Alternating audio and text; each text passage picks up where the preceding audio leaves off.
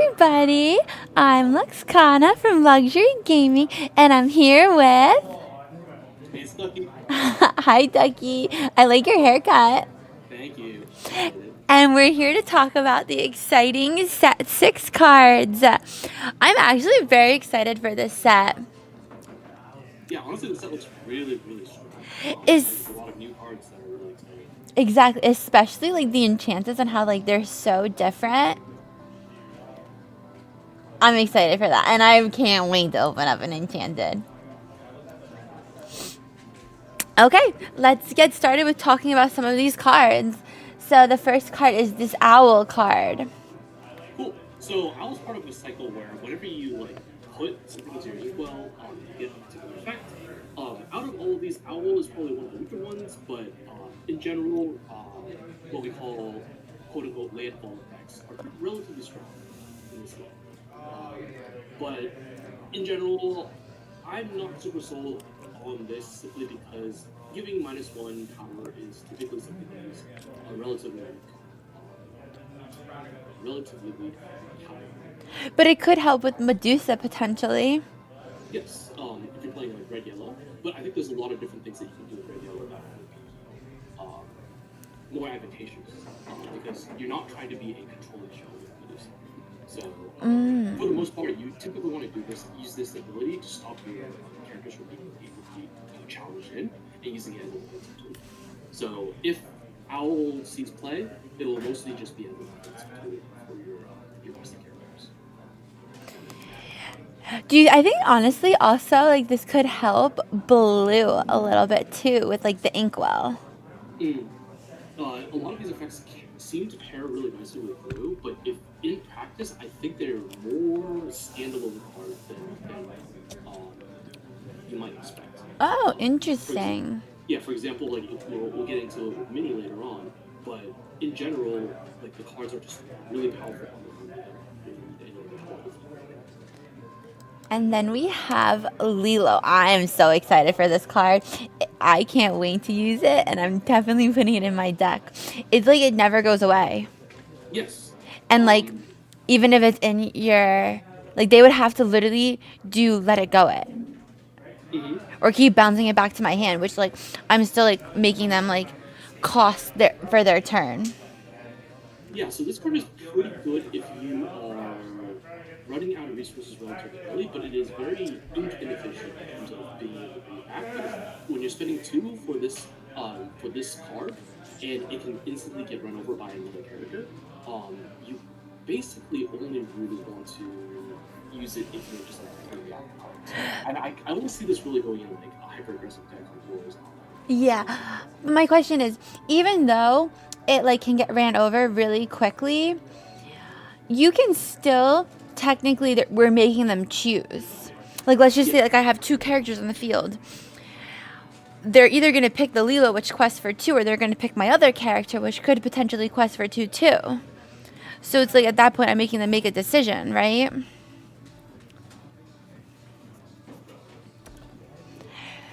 So like to me, that's why this card seems so broken. Mhm. Yeah. Um, I don't necessarily think it's as strong, personally speaking, but mostly because I want to spend my ink on things that are more valuable, sort of later down the line. And in terms of a value card, I don't necessarily see this as a value card. I see this as an aggressive card. So if you're going to play an aggressive deck, I think this is really strong. If not, then I would actually try and look elsewhere because it's too easy to get a lot of value and just like basically tempo you out by challenging into this Lilo after you've had And we all know I like my aggressive fast decks. yeah. And then we have Winnie the Pooh. Okay, so here's where I kind of want to talk about like the pirate archetypes. So I've been taking a look at some of the pirate archetypes, and I think pirates have a lot of really good synergies. And Winnie the Pooh is one of the sort of the indicators for this synergy. So you have the ability when whenever you quest, you can pay 1 less for the next pirate that you control, and that can actually help you scale into some of the other yellow or red pirates, or even like steel pirates as well too. Even like Piglet. Huh? Piglet. Yes, Piglet's a big one. Smee's another one. I know a lot of the old ones, but some of the new ones that you might consider as well. It's like Minnie is a big one. Like Jim Hawkins, the Amber one, and there's a lot of other like old ones that we might have forgotten about, but actually have become relevant. Like Smee. Yeah, I feel like Smee's always been relevant though, because he's in a lot of the steel decks. Because he's Oh, I'm like talking just about like Amber Smee, which Smee? the Amber Smee, like the 3 mana 2/5 Smee. Oh, then I definitely don't know about him. He is a little bit past my radar. Yeah. But in general, there's actually a lot of really good support for pirates, so I would actually keep an eye on it like the group because there's a lot of good synergies that can be available at this point. Like a nice pirate deck. Mm-hmm. And then we have Gopher. What movie is this from? I couldn't tell Ooh. you. I'll be honest, I couldn't tell you. But main thing about this card is it is a pirate card, and that's if you need a tanky pirate that costs for a lot, and that's like relatively cheap that curves with Wind Boot, like that's one of the few shells I can see Gopher in. But for the most part, I think Gopher does actually. He also has a big body. It's almost like a Hiram. Yes. With the But 1/6. Hiram can also draw cards as well too, whereas I wish. He does not do anything, yeah. Yeah. Then we have Simba. Yep. Just the strictly worse Ursula, except for it has some pretty interesting tags. Hero and Prince are typically pretty good, and Simba as a shift target, this could be relatively strong with shift. I'm not really feeling this card. I'm not really feeling this card. It reminds me of like that Nala. Like you just put it in your deck as like a body. Yeah. That you can like damage it and then Rapunzel it. Yep. But also, this is also a shift target for the legendary Simba is the main usage I see for this card. If you want something that scales well with the shift, I think this is really the best card out of the options. It's not great, but it's a good one. Oh, I lost it. And then we have Chip. Finally, Chip and Dale make it. Yeah, I think we get quite a few Chippendales. When you play this character, chosen character gets +1. We've seen this effect be relatively good in, like for example, in Donald Duck, but you also get Bodyguard. It's just a pretty good aggressive card, but I don't necessarily know if there is a particular shelf for this card. Yeah, because like I feel like for my Hyper Aggro deck, it could be a little too slow. Yes, I think it's a little slow down for Hyper Aggro. Hyper Aggro is relatively slim already, and you don't need consequences. And then we have, oops, Dale. What? It's actually pretty good. 3/4/3/4 like +4/2 is a good rate. If you have synergies with Chippendale, that is relatively good. But for the most part, you really have to lean into the synergy for this one to be relatively good. So I have not taken a look at how deep Chippendale is as an archetype, but for the most part, I think this body is really strong. I like vanilla bodies. I like things that cost for a lot. Honestly, I think this one's a Did you see that though? That it enters exerted. Yes. That means somebody can kill it. Yeah. And that's okay. But 3/4 bodies is actually relatively hard sometimes to kill. And if you're playing Chippendale, you can already have this play. That's like you basically want to play this in just a Chippendale. David. Oh, now they're trying to make like a Lilo and Stitch type deck where Nami gets +2 lore. Yeah. Because they're together in the movie. Yeah. I love it. I think that a card like this, if you are, it really depends on how good Nami is, right, and how good your other Namis are for David, because a 3/3 that costs for 3 is a very, very good rate. So I would keep an eye on this card because we've seen with Piglet and some other cards that if something that is like this reasonably costed, we have to keep an eye on this card. It really depends on how good Nami is. This kind of also reminds me of like Piglet, where like when you have other characters in play, it gets an extra 2. Now we just need to add Nami. I wonder if this card would be good for my deck. I always try to see if the card will be good for my deck.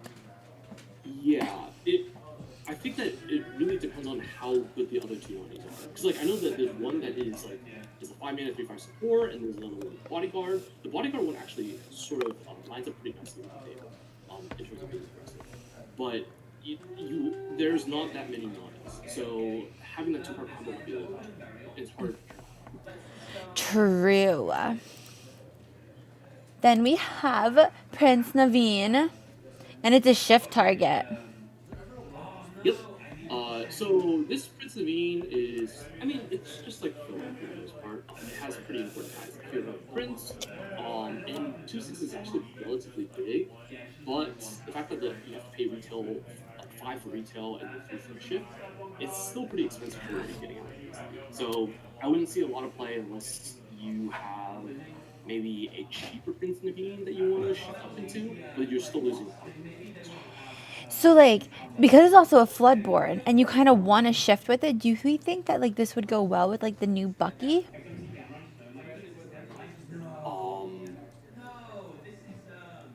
Which Bucky? The new one, the one that where you can only, like, you only discard a card if it's shifted on. Oh, yeah. The errata one. The errata Bucky. Yeah, errata Bucky is basically unplayable right now, I think. It's a little bit too fragile, and there's just too much that it is. It's too expensive for what it does. So I wouldn't necessarily play it. There's better ways to discard in these colors now, and we've got a lot more support for the discard as well.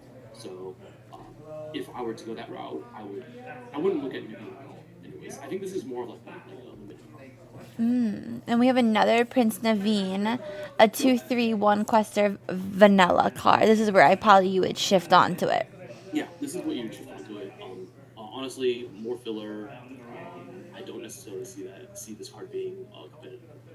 Yeah, me either. Chief Bogo. Well, you have a character named Lucille in play. It gains additional singer. It's a 4/4. Yeah, it's a 4/4, but I think there's a lot of different cards that give you a better rate than 4/4. And all it does is sing, like, the bigger songs. I'm not sure about this card. Yeah, it's a lot of hoops that you have to jump through. It's not really worth it, I think. Oh, here's another chip. Yep. So if you take a look here, it's actually a little bit underrated. So 4 for 3/4 plus for 2 is a little bit underrated. But if you have Dale, it gains support. And we've already seen cards that have a 4 mana 3/4 plus for 2 that supports as well, and those don't really see any play. Honestly, it makes me a little bit sad for the archetype because this is one of the cards that you can force the play if you want to go strong.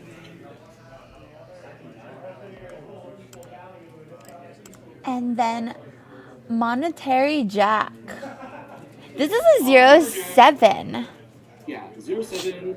I don't necessarily see a big hope for this. I mean, yes, you can use it to soak up Rapunzel hits, and you can actually just in time it as well too. And it can quest in relatively well, but there's better ways to go about questing it for Rapunzel than Monterey Jack. So in general, not a very good. Yeah, like that card just reminds me of the last set. Mm-hmm. Does he have? Yeah. They're saying that's a quack quack for Ducky. RMB, hi. Hi. Welcome. And Andy Lorcana, can you not hear him? Because I can hear him and he should have audio. Maybe I need to just raise it. Can you do it one more time? Testing 1 2. Testing 1 2. Yeah, let me just raise you a little bit. Oh, I haven't been talking the whole time. No, they can only hear me. No, you have. Can you say it one more time? No, you're all the way up too. Testing 1 2. Testing 1 2. They said it is really low. Let me see if I can go get. Can you guys hear him better now? Hello? Oh, I can hear you better now. Testing 1 2. Testing 1 2. We have to wait for them to answer us. They're typing. They said a little bit. I have the right mic enabled, apparently.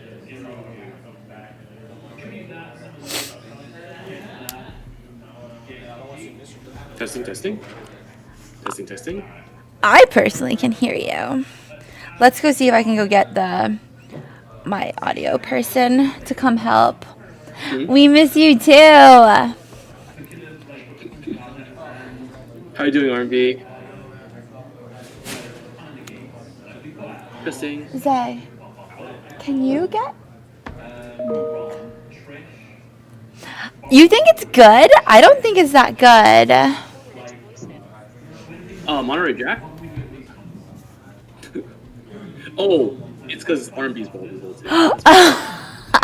I remember you did a really good job. I liked it. Sorry, guys. The technology guy is coming to go help.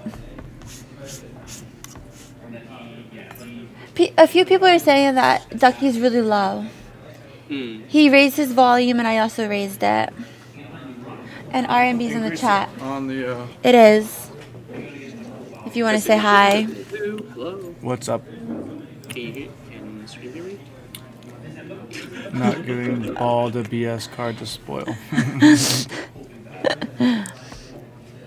His mic is all the way raised. Do you think it's because of the collab cam? Possibly. Let's see. It might be a setting on his. Another beautiful face. What's up, R&B? What's up? All right. All right. So this is your setting here. Did you turn the microphone up on that? What do you mean? They can hear me Hold on, perfectly. actually. They can hear you perfectly. The issue's Ducky. They said, "What's up?" If you want to answer. What's up, brother? How's everything going with you? This might work. Ducky, start speaking. Let's see if that helps. Testing 1 2. Testing 1 2. Can you hear me? R&B, can they hear him better now? Mm-hmm. He said he's alive. That's all that matters, buddy. That's all that matters. He said it's still shit. Okay. Shit. Let's see if we can go into the. It's like he's settings. far away. This is the volume of this. Settings. Microphone source. Webcam source. Share video source. Optional. Collab cam. It's like he's far away. Hello. Is Testing that 1 2. Testing 1 2. sounds a lot clearer? Is that better? Is that better, R&B? Do you think we should just do it through the Discord? Like the cover is on his mic. Do you have? I don't have a mic. No, I mean you sound pretty clear on our end. Can you listen to it and see Yeah, what let they me see say? real quick. Or ask Zay to listen to it? What was that? Or ask Zay to listen to it? Actually, because it's on a Mac. Yeah. Can you go on? We don't think you're crazy. We want it to be perfect. We're just making the technology guy work.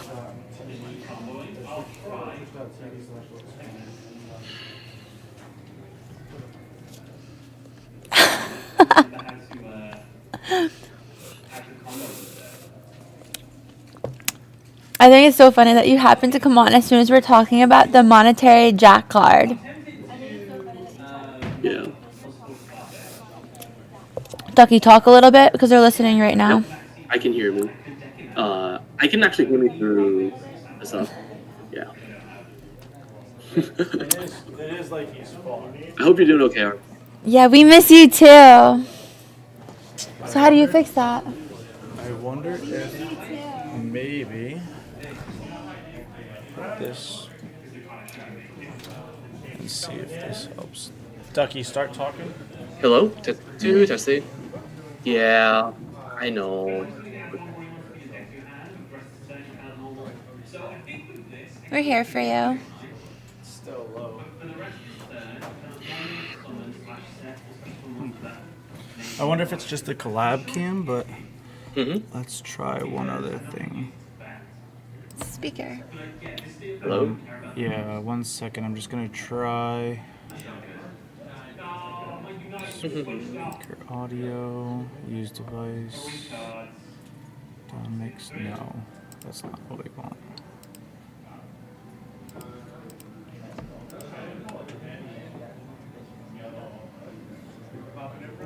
Say a Oh, long okay. sentence. A long sentence.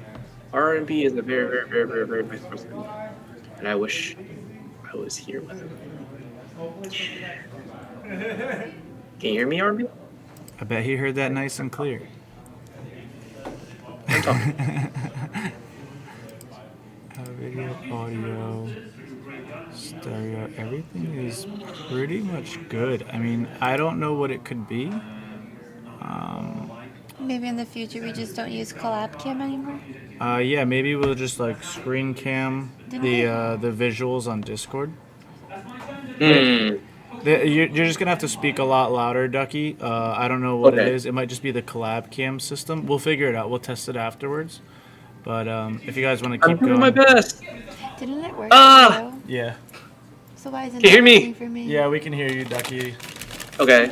I'm just gonna yell a lot. Okay, so let's move on from Monetary Jack. Yell at me like my 3rd grade teacher. Oh my gosh. Then we have, Okay. another Chippendale card. Yeah. And this so quest for is shift, 3. and it rewards you for inking a lot as well too. This effect is relatively powerful, and it's got a good stat line. My main worry is what you're trying to shift upon. So if you have good shift targets for Chippendale, it's pretty good. But for the most part, it's a lot of hoops to jump through, and I think this format's going to be relatively fast. So this might be too slow.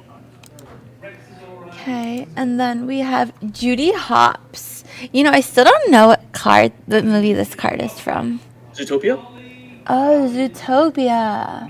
Yeah, that's like where like Nick Lyle and Popsicle comes from. Ah, okay, I have to watch that. Mm-hmm. Yeah, so this effect is relatively interesting. Anything that readies another chosen character is going to be relatively interesting, but I think that what it is currently, it's really undercosted. Like support's not a very good mechanic, and like even like a 3/6 or like a 6/6 in stats, and that quest for 2, it's 6 is way too slow. It's Go ahead. Sorry. It's in Medusa range as well too, and if you were going to be an aggressive deck, like you want more bang for your buck for this card. I was like also thinking like it costs 6. Like yeah, you can shift, but like for my hyper aggro deck, I'm not really getting to 6 ink ever. Yeah. So like I don't think I could ever play this card. Even in like the slower decks, like there's not very many cards that can work with this. I can see this in like a combo shell where you like maybe like dealing damage to like a Wreck-It Ralph and then spinning it back and forth. But in general, I don't necessarily see this card being very strong. And then we have the Tiana. I almost said Tatiana. I don't know why. Yeah. I'm happy I stopped myself though. Yeah, this is Tiana. It's a legendary character, and I don't necessarily know if it has a home right now. Because right now, Enigma slots are pretty tight in, like, say, Steel Storm or whatnot. So if there's a new deck that can take advantage of a card like this, it'd be relatively strong. But for now, I think that she really needs some more support. Let's move on. Grand Councilwoman. I love these Stitch cards. Yeah. So we've seen effects like this be relatively okay. We've seen the on like Anna from set 5. For example, like Donald Duck. But aliens aren't an archetype that get a ton of support. Basically, it's all Stitch cards and like maybe John Silver, and then some smattering of other like random cards that are aliens. But for the most part, like this card's not going to be as strong simply because aliens themselves are strong. I could see a difference if like aliens get more support, for example. Yeah, I agree. Or like if there is more like alien Disney movies. Yeah, the two big ones are Lilo and Stitch and Treasure Planet, from what I can tell. Mm-hmm. So those are the two main ones. So if you get support in those colors, then maybe that's the case. We have another Dale. Mm-hmm. When you play this character, you may put the top 3 cards of your deck into your discard to give chosen character -3 attack until the start of your next turn.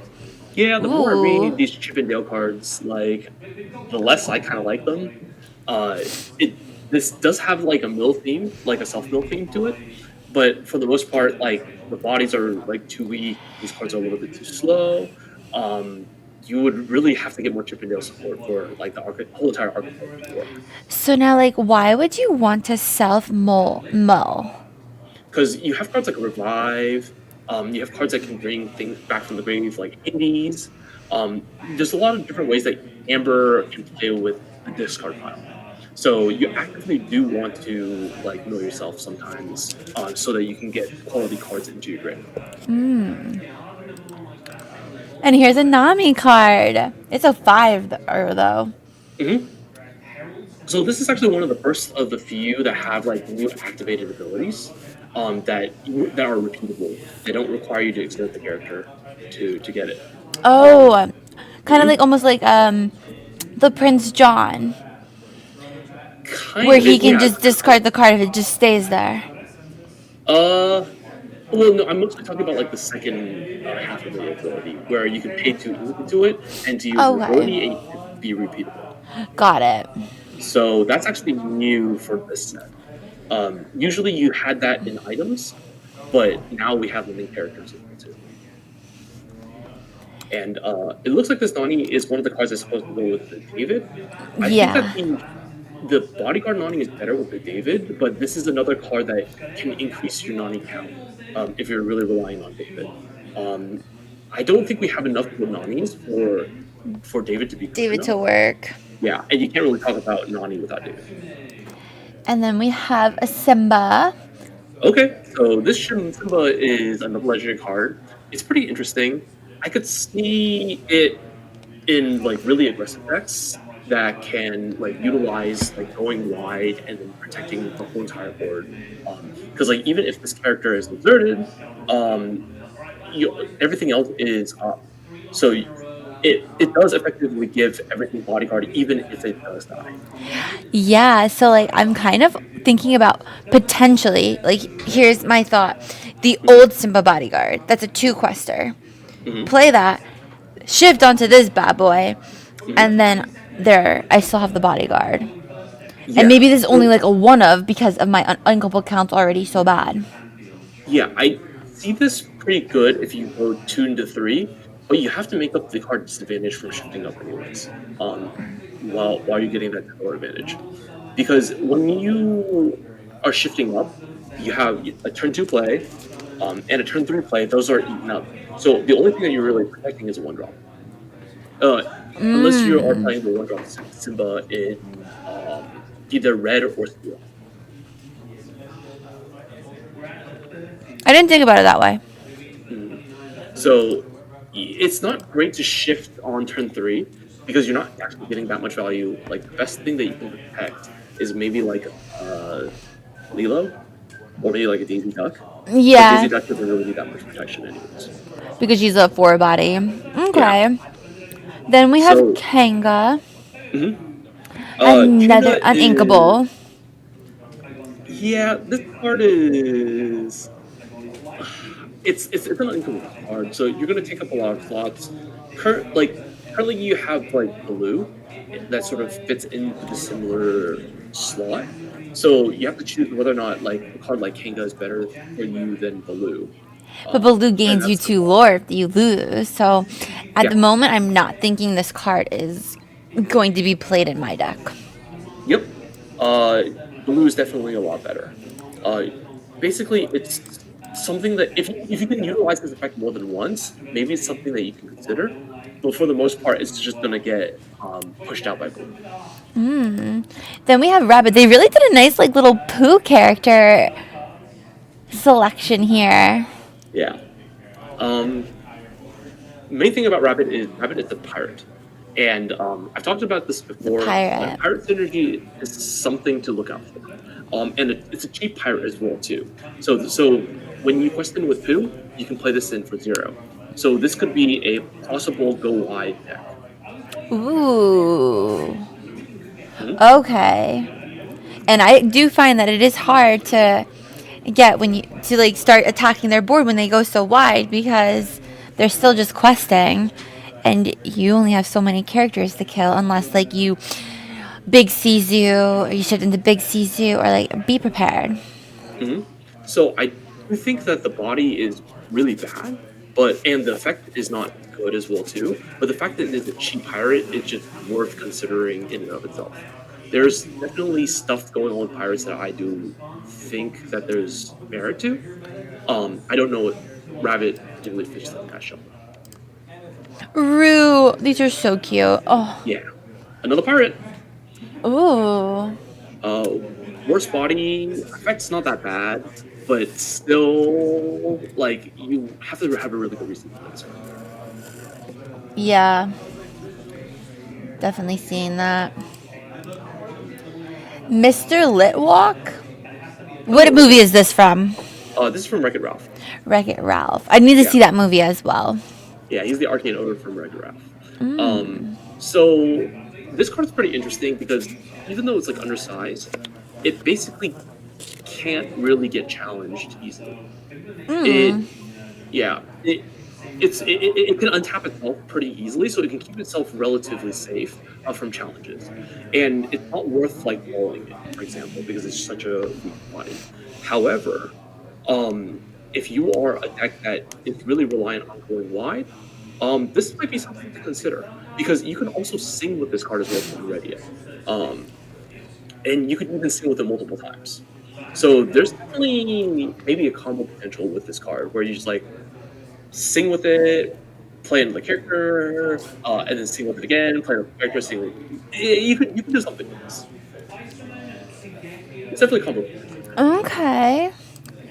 And then we have the Jim Hawkins, a 7-drop. And it's a bodyguard. So this is one of the big out cards for pirates. So this requires you to have a really high concentration of pirates in your deck, but it's also relatively understated for what it is, even though you are getting a good amount of card advantage. So let's say you are on average getting around 2 to 3 cards off of Jim Hawkins. You have to have a good way to almost cheat this in. So I think that if you are thinking about playing this card, you might want to pair this something like, I don't know, Zero to Hero or Lantern or even like Heart of Atlantis. Like you kind of want to cheat stuff. But technically this could be played for 6 ink with the with the poo. Yes, and you can reduce it with poo as well too. Can you, if you have 2 poos on the field, can you get like 2 less? Yes, so you can play it for 5 for sure. Interesting. But I would probably want to cheat this in with like Zero to Hero or something like that. That's like what I'm looking at. Let me just say hi, legitimate business person. Thanks for coming on. Yeah. And then we have the green Stitch, which is in the yellow, and it's probably because it's the Wild Experiment 626. Stitch? Yes, it's in between the yellow. Oh. It just is randomly in there, kind of like it goes like crazy in Lilo and Stitch, where it goes random, like, hiya. Is this... Hold on, let me take a look here. I don't have it on my screen, because the next card for me is Good Job.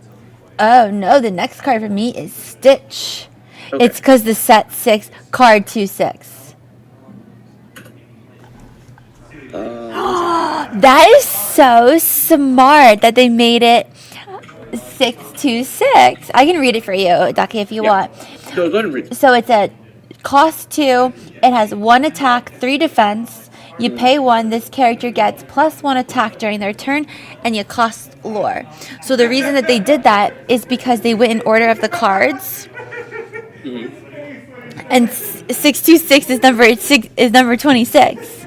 Oh, okay. That is so creative. That's cute. It is. I love it. I don't think this card's relatively good, but at the same time, like, it could be a good shift target. I love it. Yeah. And people are hating because there's like 0 reason it should be green. Okay, that could be true, but like, it is so clever that they made Stitch, the 26 card for set 6 of 626. I love it. No wonder I couldn't find it because I was in yellow. And it is a green card, but I broke it up by card number. Because I guess like they're going in number order for like amber, and then they go in number order for amethyst.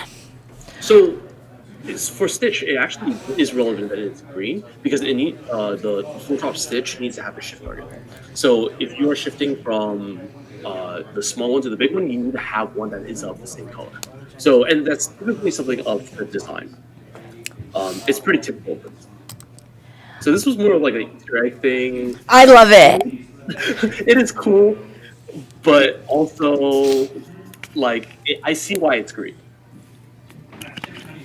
So good job. I totally want to play this card. I am definitely playing 4 of it. Yeah, so this is actually one of the cards that make me think that this next format is going to be relatively fast because we're actually seeing a lot more burn cards in this set. So like cards like Gathering Wisdom and Knowledge, Good Job, a lot of things that like Direct War is going to be very acceptable, and we'll see that as a general theme when we go through the rest of the set. So my prediction is that this format's going to be extremely fast and not very interactive because of all these like different ways to gain lore very, very quickly. Even like the Pirate's Life. Yeah. Pirate's Life is going to see play, I think, this next set. There's just a lot of direct lore game. Yeah. So the more aggressive the format is, the better Wild's going to be. I think Wild's going to be really strong this set. I think that lore loss is going to be really, really important because you have to have a way to counter these cards that are just getting lore direct. I Won't Give In is the next card. It's a song, cost 2, return character with a cost 2 or less from your discard to your hand. Ooh, might have to add that to my deck. I think this card's actually pretty good. There's a lot of really strong two-cost cards that, like pound for pound, overperform, especially in Amber. See, like Piglet, for example. I could see this card being relatively strong in those shells, but I think the better reanimation packages, or like the ones that come out of your discard pile, could be more location based, as opposed to song based. Songs have a bit of an issue with like Ursula and like Bare Necessities being able to interact with it in hand. That's true. Yes, but at the same time, I could see a home for this in maybe like a new version of Steel Song. I'm not sure actually, but I think this is like a problem. And then we have Rescue Rangers Away. It's an action. Just like these power loss cards are typically not very strong. They're usually counter plays. They're not usually worth the card that you're playing. You'd usually want to be able to gain lore with a card like this instead. So I don't think this card could see a lot of play. And then we have Safe and Sound. So this card is uninkable, which is one of the biggest problems. Amber already has a lot of issues with like a high uninkable count. Agreed. There's a lot of really powerful cards at uninkable, and anything to pair it with is going to be uninkable. And for an effect like this, it's really narrow. It's not going to be worth it.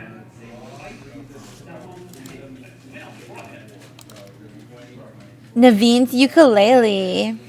Cool. So we know that Singer in general is a really powerful effect. Is it worth an additional card is another question, especially since you're already paying 2 to basically reduce the Singer cost by 3. It could be good if you're trying to sing like relatively big songs, but it's costing you a card in order to do so. So you have to have a really good reason to do something like this. Then we have Pooh Pirate Ship. I feel like this would be good for the pirate synergy that you're talking about. It is pretty good. It is uninkable, and one of the issues with the pirate decks is that there's a lot of uninkable slots that you have to take up. So if you're playing Pooh Pirate Ship, you have to ask yourself what you're giving up when you're getting Pooh Pirate Ship. It's also really relatively expensive. to activate as well too. I actually prefer that it's 1 and 3 and not the other way around. It is easier to get off the board, but you can clear out of it easier when it costs more. And you can develop a lot earlier as well. Especially since the pirates themselves are relatively cheap. The 3 cost actually doesn't get that bad if you're sort of in the mid to late game trying to get value out of your cards. Scrump from Mulan, right? No, this is Lilo and Stitch. Lilo and Stitch? Oh. I don't know why I thought it was from Mulan, because I think at one point they take a doll from Mulan. I don't think that one's it. This is definitely in almost a Hawaii-ish setting. And it does say the word Lilo on it. Yeah. Not my best sentence, but we'll leave that and continue. So this is another item. What does RTFC stand for? Read the fucking card. Poor Allie. Stop pulling Allie. Stop pulling Allie. Allie's nice. Never would have gotten that from those. Nobody in our team group chat has ever used that acronym before. Now I'm gonna start using it. Yeah. I can't wait to use it on somebody. Oh yeah. Oh my god. Ducky, you can't say anything, okay? You have to just let me use it, okay? Yeah. Okay. I can't wait. Oh, it's a magic term. Yeah. Well, it's just shorthand for Rico. Okay, so Scrump. So it makes you tap one of your characters. The chosen character gets -2 to the start of your next turn. Again, this is playing into this Amber theme of power shrinking, but in general, power shrinking is not going to be relatively strong. We have had cards that sort of rely on having smaller power, like Brawl, Medusa, Under the Sea. But I don't think it's worth a card and exerting one of your characters and leaving them vulnerable in order for you to get this particular effect. Maybe there's a shell like Control green-yellow shell that uses Under the Sea, but Key to Under the Sea is already a better combination. 100-Acre Island. Okay, I think this card's actually pretty good. I think so too. Yeah, it's a cheap location that actually can get you a lot of lore and protect your board from something like beat rep. It also turns on a lot of your location synergies as well too for relatively cheap. And we know that 1 to play, 1 to equip is a very, very decent rate. 6 willpower on this location is problematic, but at the same time, it's actually going to do its job of protecting your characters while you quest in. It makes it harder for them to try and crash in, and otherwise they take more. This is great in aggressive decks. I actually could see this finding a home in Hyper Aggro, for example. I was thinking about adding it. Mm-hmm.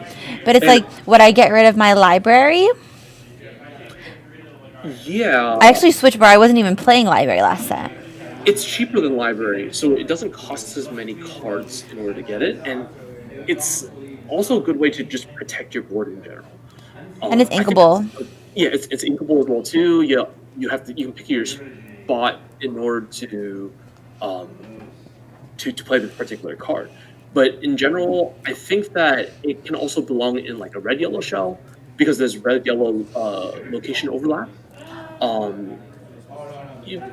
There's also green-yellow locations as well too that you can. You know what I was thinking? I put this down turn 1, then I do Lilo, and then I move my Lilo in there, and no matter what, my Lilo is going to be questing for 3. Well, this Lilo turn 1, this turn 2, then Lilo definitely quests for 3. Yep. That is pretty good.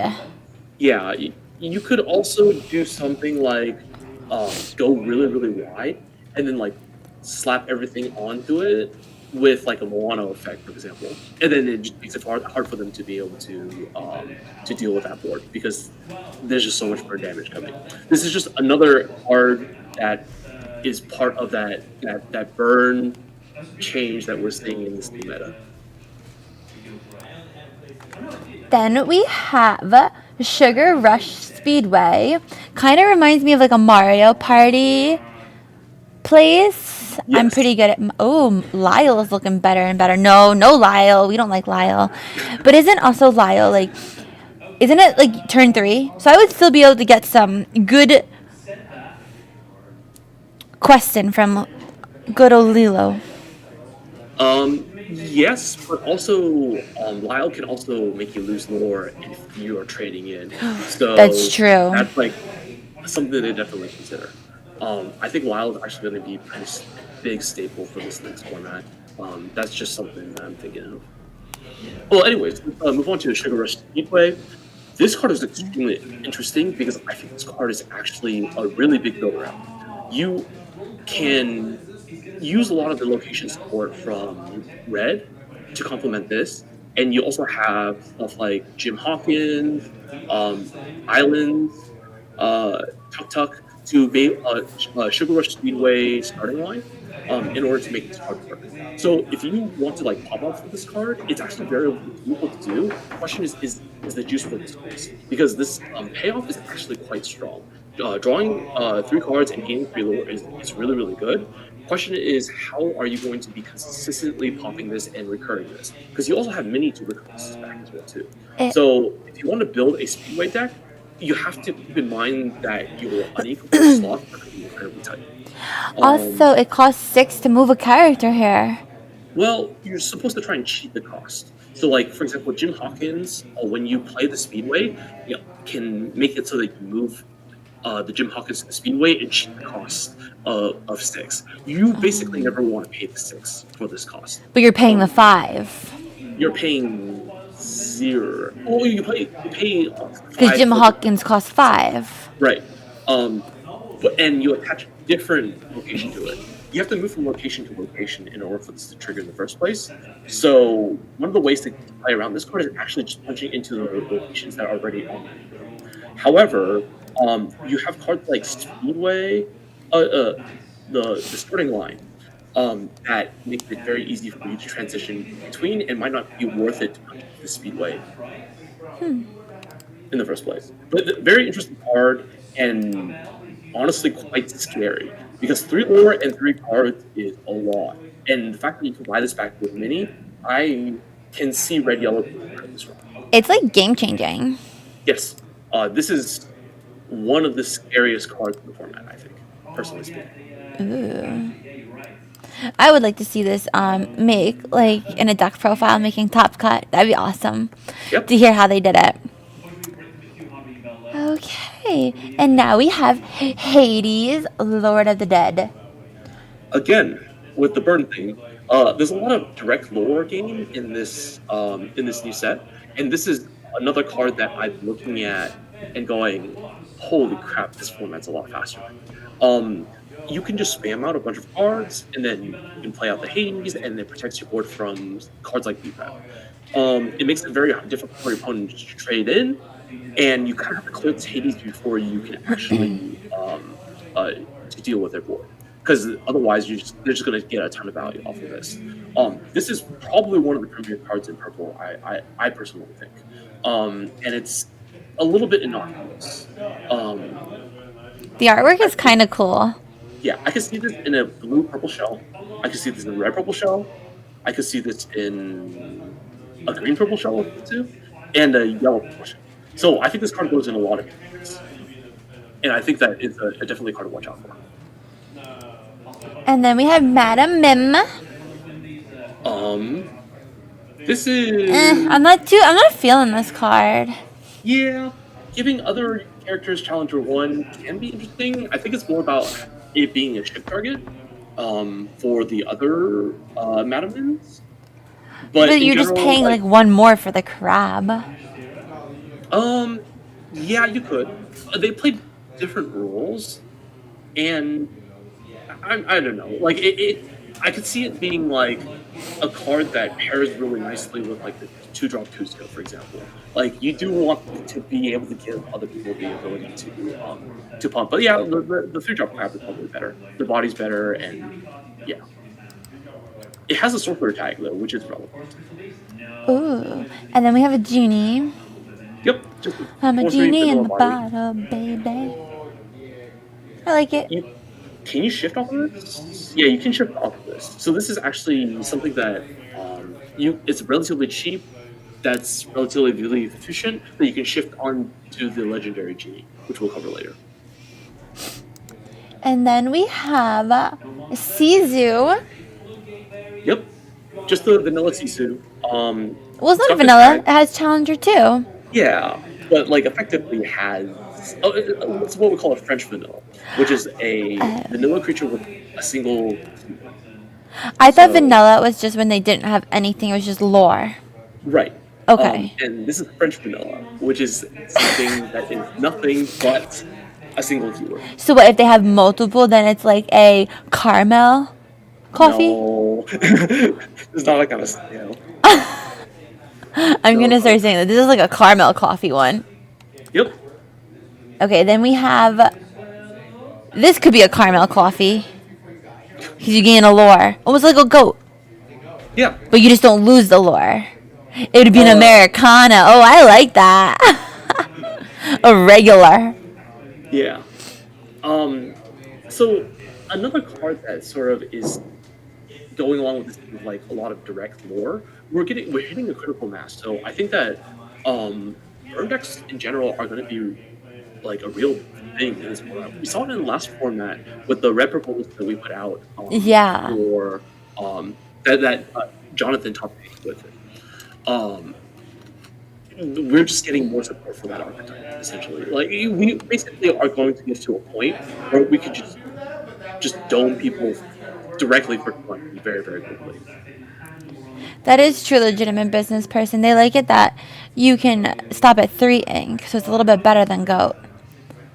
It's okay in hyper aggro, but I think that this card is not as good as goat for like the mid, like the slower aggro decks. Because like there are aggro decks that are not necessarily hyper aggro that want to stop peaking at 3, but and for those decks, goat is much better because you're getting more lore and more bang for your buck, or for just an additional game. But I can see it being a role player in some other different archetype. 3/3 is a pretty good body, it can do pretty well. Yeah, like I can see this being high. I'm gonna add this to my deck. I've decided. I'm not sure what I'm gonna remove yet, but You've got a lot of cards in your deck. exactly. But at least this is inkable. Yeah, it is inkable, which is very nice. I wonder if I'm gonna like move away from like bodyguards. Hmm. And hyper aggro, one card should be at least 2 lore. Oh, of course. For the most part. There are cards that can be exceptions, but for the most part, you kind of want to get like anywhere from like 3 to 4 lore from a single card, if you can. Let's take a look at Juju. Juju. Mhm. I have no idea what movie this is from. Mama Odie, so I'm guessing it's Princess and the Frog? Oh, okay. Yeah. I'll take your word for it. And also Juju, like, very much in the Asian theme. Like, yeah, that makes sense to me, even though I haven't seen Princess When and you the Frog. play this character, move 1 damage counter from a chosen character. This one might work well with like a Booty and the Beast damage deck. Yeah, I think damage moving is pretty underrated in general. Yeah. But moving 1 isn't super duper strong. I would kind of want to see this on a better body. But in general, I think this probably won't see a lot of play unless there's like a niche reason for it. Like a very, very niche reason for it. Okay, then we have Rafiki, Yeah, a so this 1 looks like 2/2. yeah, it looks Vanilla. like a shift target for the legendary Rafiki. Is it legendary? Let me check. No, it's just a rare. But it looks like a shift target for it. It also has the sorcerer tag, which is slightly relevant as well too. But in general, it's just another vanilla body.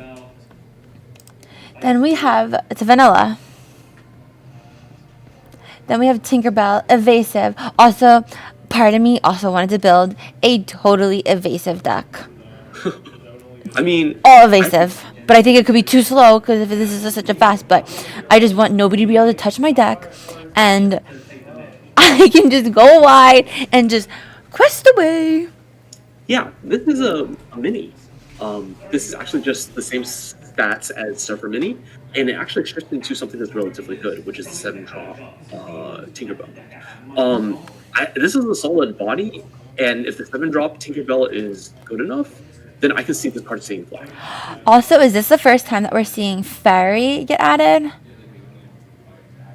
So maybe we're gonna get like a Fairy deck? Maybe. We'll see. I don't think that there's anything that supports Fairy currently, but for the most part, yeah, I'm not sure. This is the Carpenter. Okay, Carpenter. When this character is banished, you may exert chosen character. I don't hate this card. I actually think that there's probably some sort of room for this card to be reasonable, but I think that I don't have that deck off the top of my head. Just exerting characters in general is a pretty powerful effect. The problem is the body's just not very strong. If you can combo with this particular card, I think it's good. Exerting people while still being equable is valuable.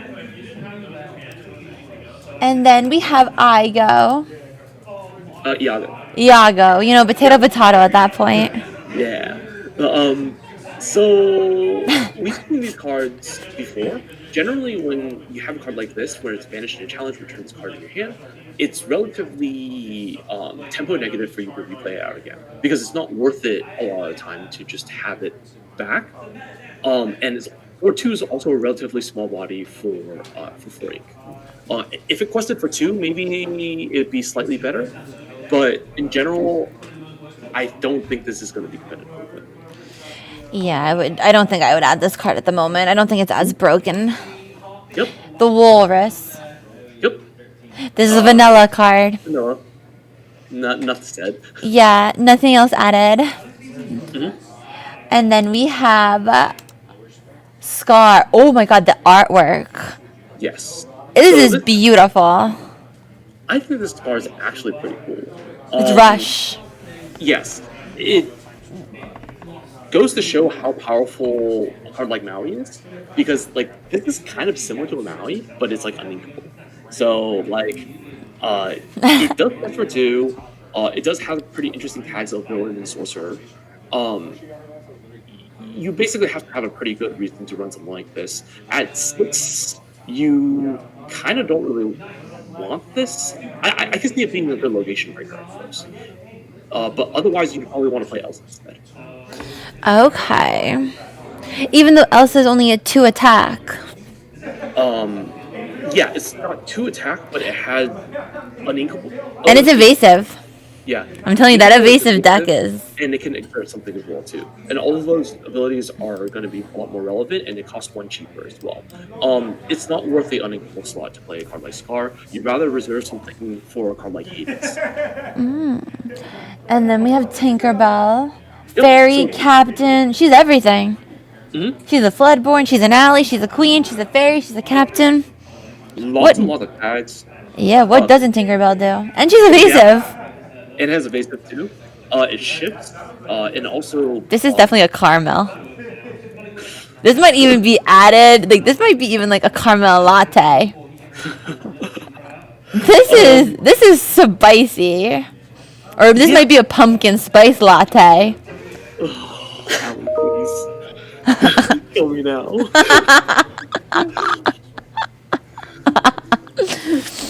I'm gonna definitely call Tinkerbell pumpkin spice from now on. Yeah, so 7/4/5/6 body that has evasive is gonna be relatively overcosted, I think. It's not that great, and fairy isn't a very good type. There's not that many fairies. Yes. Captain is slightly relevant. Queen is slightly relevant as well too, but you would have to really make this Purely Tinkerbell. deck basically purely tank. Which, I've only seen the Tinkerbell cards to be purple and definitely steel. There are some fairies in green because you have Merryweather, and then you also have blue fairy in purple as well too. So, and that does scale off with the Tinkerbell. But in general, I am not super duper concerned about this card. 5/6/4 evasive is a pretty good body still, and it's hard to kill. So And you quest for 2. Yeah, and quest for 2. She's so spicy. I could see it actually maybe being in a like green purple shell, and then using it as a finisher with like your 3-drop Tinkerbell being your early invasive aggression. Oh, now I'm gonna want a pumpkin spice latte, and it's like late here, and I can't have it. So let's move on to the next one. Yeah. Then So we. I've seen a lot of hype about this Diablo card. I love the It, art. yeah, the art's super cool, but there are two things about the card. First is the name Diablo. The fact that it is a shift target for 3-drop Diablo, we already know that 3-drop Diablo is format defining, and so having another card that is very good that you can shift Diablo into is something that you're going to have to keep your eye on. It also has strokes of Chernobog's followers and Rune. It's very similar to those cards. So if you're playing a package like a suicide package that is trying to take advantage of the fact that you have these like cheap cantripping characters that replace themselves, and you can pair with like something like library for it to be a pretty sufficient draw engine. So the cards are pretty good. It is. Then we have March is here. March hair. Yep. I don't know why I was about to say March is here. That's what I read. Again, RFTC. All right. RTFC. RTFC. RTFC. Yes. Allie, RTFC. I think March Hare is pretty underpowered. Rush isn't worth the loss of a ton of stats. It does plus for 2. There's not going to be a really big home for this card. It doesn't have the tag too. So I think this is mostly just for limited. It is unthinkable, which is nice. So we have Diablo should not be played in purple green though. The problem is it in purple green that your plan is to be aggressive and play tons of characters. If you want to shift to Diablo, you need to play lots of actions, so it's in contention. So I'm gonna slightly disagree with that because you can build a version which is more value oriented. Because purple green doesn't just want to be aggressive. It has a lot of pretty good like mid range and control tools, and you can utilize a lot of like value engines. Just like even Ursula plus Friends is a pretty good value engine. So you can actually play a defensive game with that deck. And if you're like a Diablo based deck, you wouldn't like not want to be able to play 8 copies of the 1-drop Diablo, for example. So I definitely disagree. The reason why purple green leaned more towards an aggressive bent was mostly as a answer to red blue in the meta. It was a meta game choice. So I definitely disagree, especially since like now we can let's say you play a deck where you just like spam out and then just slap a Hades onto the board. Like that is enough pressure where you can make up that early loss of tempo and make it up later on. Like being able to coop out like I don't know 3 to 4 Diablos and then slamming a Hades, like that's going to be extreme. And I could see a shelf like that. Then we have Magic Carpet. Okay. Vanilla. So order number 2. Purple could probably use a card like this actually. Of all the cards that I've seen, I think this one belongs in your deck the most actually. Like, Really? Yeah, 3 ink that 1/3 that costs for 3. This is really hard to like shoot down with like Storm Rage on or whatever.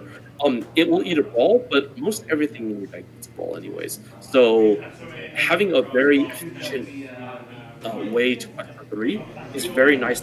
That doesn't take up an inkable slot because like otherwise you would have to resort to something like Pinocchio. That is true, and the Pinocchio is uninkable. Yes, Pinocchio's uninkable. So like I definitely don't need to raise my uninkable count. Yes. So, I was definitely thinking about adding this card to my deck too. There's so many cards I need to add to my deck. You have to figure out which one is the best. But also, something I'm considering is that hyper aggro might have to look completely different from previous sets as well too. It has one plan, and if people are trying to counteract lore gain, like especially direct lore gain, you might be in a little bit of trouble. Especially if people aren't like playsets of Lyle. I had a hard time with Lyle. Yes. I have to admit. I could even see set one Aladdin's coming back in as well too, because of how fast and furious the war game is in this format. Here's the Rafiki you were talking about. Yup. It's a 9 uninkable. This bad boy is hefty. Yes, a little too hefty for my liking. I'll be honest. This I is think like that the you could- espresso. It's strong, He's a but little- sometimes not in the good way. I think this card it looks like a good card, but I think it's too slow. Like even in a purple shell, I wouldn't want to play something like this. I think on my top end would probably be something like Hades and not something like this because at the point you're playing this, you kind of don't want more cards. You want the ability to shut up the game. And the era of being able to play like giant patties and not and being able to stabilize, I think that era is over. So this is, even though it says draw a card and it has 3 of my favorite words on it, I don't think you can play this card anymore. It's a niner. Yeah, it's 9 and shipped for 7. So like it's already really expensive and basically can only go in a purple shell, but it doesn't solve any of the problem that purple has. Because like right now purple can't deal with wide boards and it basically is forced to race a lot of other decks. And this card does not help with any of those problems. And this is an invasive card, the Genie. I'm telling you, I think an invasive deck is going to happen. And I'm going to literally shock my entire team by my evasive deck, and you guys are going to be tilted. Yeah, this card's actually quite good. So the 2 main comparisons for this card is like Bruni and I guess Rabbit because of the unequal slot. But being able to quest for 2 as an evasive character is very strong, and like having it being an ETB draw card is really, really strong. This is a vanilla body that, or French vanilla, I guess, that is going to be relatively good. Then, And I can see curving into it as well, too, very nicely. then we have another Sizu that's an inkable 4-drop. Mhm. Whenever this character crosses, reveal the top card of your deck. If it's a dragon character, you can put it in your hand and repeat the effect. Otherwise, put it on the bottom, either the top or the bottom of your deck. So this is like more of a dragon type deck, but yet we can't have a Mushu card. I'm pretty sure there's good reasons why we can't have a Mushu card, but in general, this Sisu I'm is still worse than the salty. blue Sisu that lets you look at the top card and like pick one. But even that card doesn't see that much play. Just this body is relatively fragile, and a 4-drop uninkable for this rate is not where you want to be.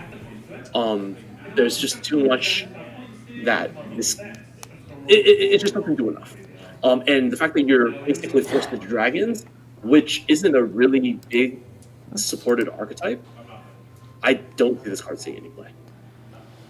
I feel like that blue Sisu really doesn't see any play. Yeah, and it was billed as something that was relatively strong when it was first revealed. So, Ooh, Madam Mim. yes. Pay 2, choose, and discard a card. Gain 1 lore. Yeah, so this is another card that when I look at a card like this, I'm just thinking it's burn format. Like we're just in burn format now. It's so easy to gain lore in this game right now, and it's just this is just such a good outlet. So, I can see sorry, go ahead. sorry. How do you combat a burn? Lore loss, but it has to be efficient lore loss. So most lore loss cards are going to be relatively inefficient. If you think of cards like Pirate's Life, where you're losing lore, you're paying 6 for it, or you're seeing it with 2 things, or 1 big thing. It's usually making your opponent lose lore is really expensive. So you have to find good ways to do it. Okay. Then we have Yzma. I think I need to put this in my deck too. There's just too many cards. As I'm going here, I'm like, I literally saw 5 play sets I need to put into my deck. That's 20 cards in my already very tight deck that works. Yeah, Yzma's quite good. Yzma. It's Oh, I pronounced it something. wrong. Did I Yeah, pronounce it wrong? I don't know. Yes, Yzma. Yzma. Um, it's got the villain sorcerer tag, which is relevant, but it this is a card that I think can fuel a lot of new archetypes, specifically burn. So if you have 3 or less cards in your hand, you can draw until you have 3 cards in your hand. You do want to, after the first activation, Yzma will probably die. But for the most part, it will let you refuel quite nicely. If it being a 4-drop and a 3/3 that quests for 2, it makes it so that it's actually hard to hit with cards like Brawl, and you have to wait until like Medusa for you to hit it efficiently. But it can recoup a lot of the costs. This is also a deck building restriction as well too, because you have to build a deck that is very good at dumping its hand, and that can't be overlooked. You have to be able to consistently dump your hand to be able to make use of a card like this. So I can actually see this overlapping with a deck that plays something like Amethyst Chronicon. Oh, okay. Mhm. Then we have Mama Odie. So whenever you play a song, you can do the schmoving of the counters Beauty or and the something Beast. else. It's unequal. There's cards that I'd rather play instead, and I'd rather play Bell in this slot anyways. So I don't think it'll actually outpace Bell. But it being Mama Odie might have some synergies later down the line if you have like a ship tournament, for example. So who knows? Then we have Peter Pan. 1/3. Not really good stats. But the I ability, just need LeFou. yeah.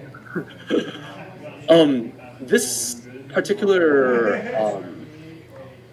like cycle is really strong, and being able to exert on a play of the ink wall. So basically, it lets you take multiple actions a turn by playing this, and then inking the same turn and being able to exert. It's going to be relatively strong, but the 1/3 stat line is really what's getting in the way. If it had a bigger stat line, this card would be insanely strong. But 4 for 1/3, you're basically only paying 4 for the ability here. So it's going to be a hard sell for me, but I can see this also being like replicable shells, because it does pair nicely with like Maui. You can do some pretty interesting stuff with this. So I would maybe keep an eye on this actually. Okay. Mad Hatter. So this is one of the cards that can be part of a mill archetype, because like you can, when this card quests, you can look at the top part of your opponent's deck, and you can choose it to put it on the top of the deck or into the discard. That's kind of cool. Yeah, I do have to mention Merlin's Cottage in conjunction with this effect, because people are saying, hey, maybe Lantern Control from Magic can be ported over into Lorcana, because we have the tools for it. We have the ability to look at the top of the deck. We have the ability to mill off the top of the deck. I'm just going to tell you right now, those plans are extremely fragile. So if you do want to make it work, it's going to be really difficult to protect your pieces. Because one of the things that make Lantern Control really powerful is that artifacts are very hard to interact with. However, you could just punch into a Merlin's Cottage or over this Mad Hatter, which is like the stat line is really, really bad. It's not going to be worth it. I know, but I feel like you can just mess up Blue's curve, where like they need to like one jump ahead, and like you see that, you just put it to the bottom. Yeah, you can basically control the top of your deck, but like in like let's say Purple, you have more powerful things that you can be doing here. I could see maybe like a mill shell, because we were playing around with a mill shell with like steel, where we were playing like Earth Giants and stuff like that. I could see this like maybe fitting in that, but it's very unlikely. It's really not worth the cost here, which is like this card isn't really even a card a lot of the times. So then we have a very merry on birthday. Happy Another birthday! card that goes into the mill archetype, I don't think you have enough to make the mill archetype work in the first place. It does punish a lot of decks that like are trying to draw deeply into the deck, but the fact that you're basically losing a card for not very much gain, I'm not a big fan of this card. But Mill as an archetype really needs a card like this, so it is actually a much needed card. And then we have the 7-cost genie. Okay. The genie in the bottle, baby. I've seen a lot of hype around this card actually. The card, yeah. Hold on, give me a second. Let me. I think that my lighting situation is not very good. Let me go ahead and fix this.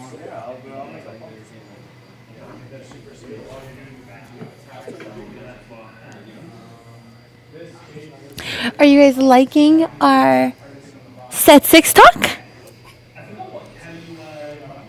I'm thoroughly enjoying it because I can't wait when I open up some packs and I get to make my new deck. Okay, that's much better. Much better. Yep. So I've seen people want to build around this card and think this card is very powerful. However, I would sort of caution a little bit because one of the issues with this card is that if you ever get this card destroyed, you are super formed. And you have to build your deck around it. So there's safer ways to get the similar effect with like Yzma and Amethyst Chronicon than being able to just like pop off the genie. The best magic analog I have for this card is Song of Creation, and you really have to bend your deck around this particular effect. And even so, you might not be able to like leverage it because you're paying so much ink the turn you play it, and you can't combo off the turn you play it. And then, so you basically have to pray that your genie survives. And if it doesn't, you're just dead in the water. If they bounce back your hand or whatever, you're just dead in the water a lot of times. So this is actually a very risky card to play, especially since you're losing all the cards from your hand, and once they deal with it, you are out of it. Then we have Making Magic. Yeah, I think this effect is a little bit overcosted. But like I said before, moving damage counters is actually a relatively strong effect. It's hard to set up, but it's pretty rewarding if you can get it off. If it moved more damage counters, it might be slightly better. But for the most part, this seems like filler.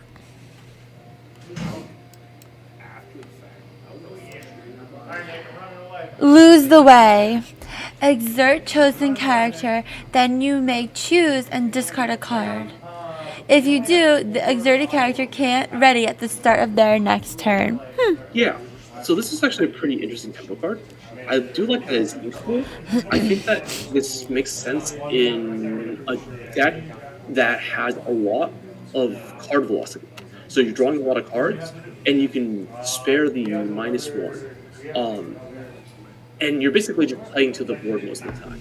There might be narrow applications for a card like this, but for the most part, most decks won't want to do like this. Yeah, as I said, I don't think this would work in like an aggro deck. No, it will not. And then we have Seeking the Half Crown. Ooh. Yeah. Oh, from Aladdin. I see Jafar there. Mm-hmm. So I've been pointing out that the sorcerer tag is pretty relevant. Yeah. This is the card that makes sorcerers super relevant. If you can reduce this down to, say, 2 or 1, I think that this card is very good. But at 5, it's really bad. You have to put a lot of effort to make this card work. I feel like this would be super cloggy in your hand, especially if you see it in the beginning of your turn. Yeah. And this card might be too slow as well, too. But if there's a good sorcerer deck that can put on a lot of pressure and like use the card draw on top of it, I think that this card actually can be really good. Mickey Mouse is a sorcerer. Yes, Mickey Mouse is a sorcerer. Morpheus is a sorcerer as well, too. But in general, this might not be worth the unequal slot. But if you can build your deck around it, there might be something there. I just have to for you. So I lost my place for a second. I think we're on Maleficent Staff. Yeah, I think this card's actually really interesting. It is what we call a stacks effect for bouncing. And I think that this is something that was like sorely needed pretty early on. I don't necessarily know how good it is because I don't know how good Amethyst will be the next set. I can see bounce packages being phased out because of how tempo inefficient they are in certain cases. And maybe this is a good tech card for like a lot of like bounce heavy meta, but I don't see them that next set being as bounce heavy. I think it's going to be more burn heavy, unless the burn packages are more bounce related with like Golden Goat and whatnot. Then we will see Merlin stack being played, but it's a relatively narrow effect, and I don't know how good this will be. Then we have Mad Hatter's Teapot. Each opponent puts the top card of their deck into the discard. Yeah, so it looks like Purple's getting a lot of mill support. This is probably one of the better ones, simply because it is repeatable, and like the fact that you can use them multiple times is like quite nice. This is better with Bones Cottage. It's much better than Mad Hatter himself. But the issue is you still have to protect the cottage somehow.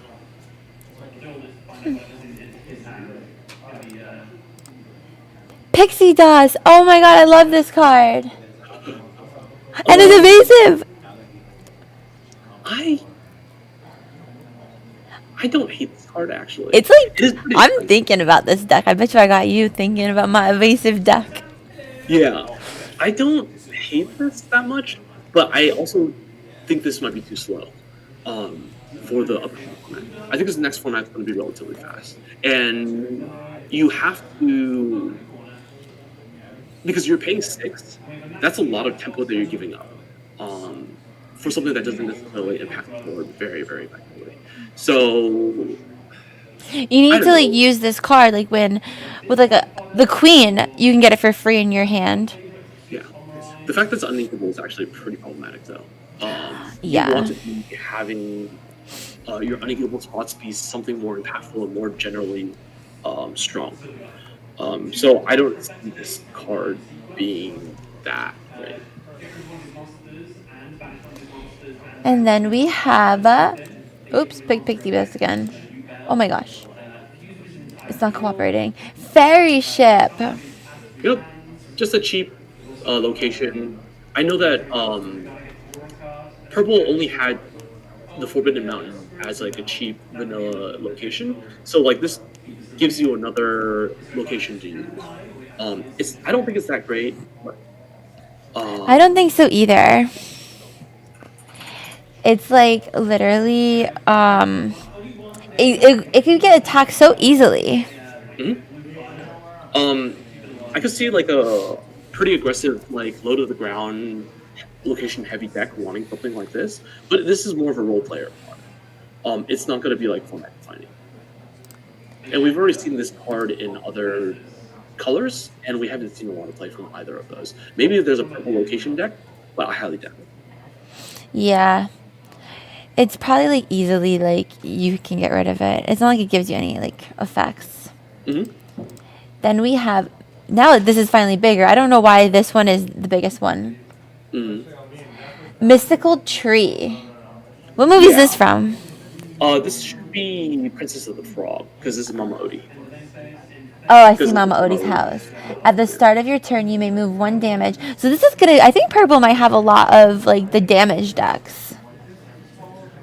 Like damage moving? Yeah. Damage moving is definitely a huge part of the theme of Purple. As to how good this card is going to be, I highly doubt this. Because Mama Odie, you gain 1 lore, like, and then nothing else gains you a lore. Yeah. The issue is the Mama Odie cards are not very good themselves. Yeah. And then also the upside of this card isn't very good because it doesn't have any lore at its base. And you have to basically wait a turn cycle for you to be able to use this ability. Yeah, there are just much better cards that achieve very similar effects. I would rather play Bell, for example, and just try and set it up there, because it's more of an immediate effect. Okay, so I think we're gonna stop here because we're gonna do a part 2, so we don't like overwhelm you guys with all of our set 6 cards. And right now we just did Amber and Amethyst, so there's plenty more to do. Thank you so much for joining us, Ducky. It was a pleasure. Yeah, no problem. Okay, bye everybody.